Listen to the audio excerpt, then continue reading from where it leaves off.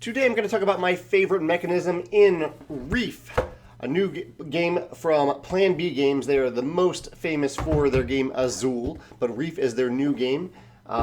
Similar elegant mechanisms, a little bit of engine building kind of. It's more like chain building.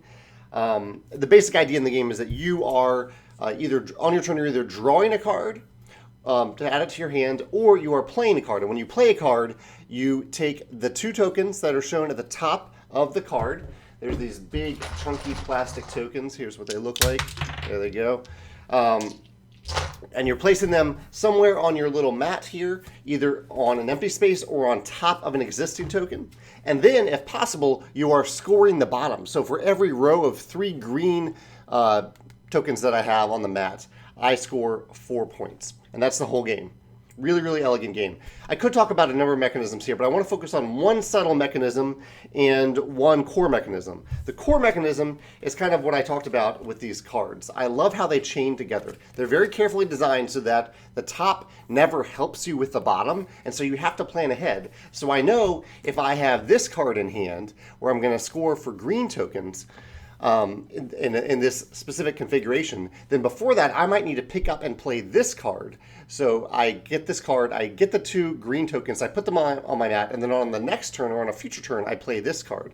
And so you're constantly planning ahead, but not in an overly complex way. So I might actually try to get a few cards like this in hand that have, they both have green scoring on the bottom, and then maybe get a few cards that gain me green tokens first. So I gain a few of these, and then I play these. So you're constantly chaining together one card after another, constantly planning just a little bit ahead, and waiting for the right time to play these cards so that you can score as much as possible.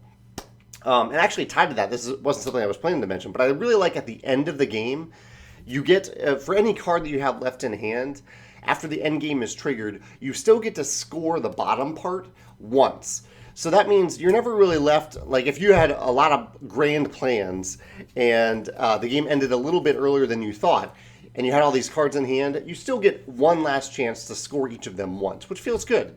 I like that. The other more subtle mechanism I wanted to mention is how you gain cards in relation to the deck itself. And we were actually misplaying this the other day. This reminded me of how important this is in this game. So the way we were misplaying it is that we had 3 face-up cards, and then we had a face-down deck, and we kept the top card exposed, which is correct. You need the top card exposed. But the thing we were doing wrong is keeping the deck face down, which meant that every time we needed to replace a card that had been selected from the 3 other face-up cards, we had to take this card off, we had to put it down, and then we had to flip this one over. So it just added an extra step to it. But then I remembered, or thanks to one of our players I remembered, that the real way to play, the correct way to play, is that you play with a face-up deck. So this takes out one of those steps. So whenever you take a card off the deck and replace it in that card row, you already have the next card face up for you.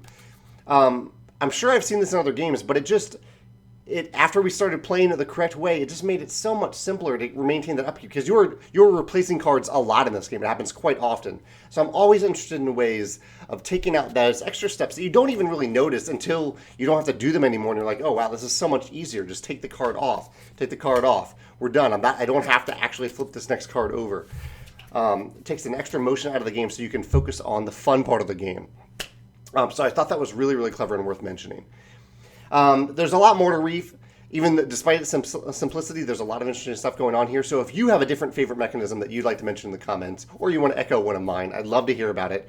Or if either of these mechanisms that I mentioned, either the chaining mechanism or the face-up deck mechanism, or rule really, reminds you of any other games and you want to mention it in the comments, I'd love to hear about them as well. Thanks.